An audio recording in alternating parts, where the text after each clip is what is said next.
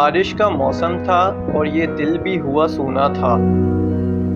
याद उसकी साथ थी, जिंदगी भी जैसे उदास थी।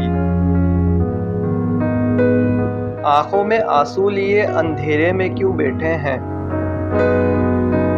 खुद ही से हम नाशना हुए, देखो हम कैसे रहते हैं।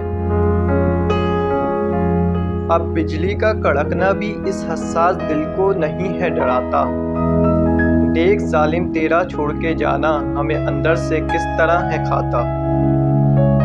वक्त लगा हमको समझने में कि नहीं थे हम तेरे काबिल।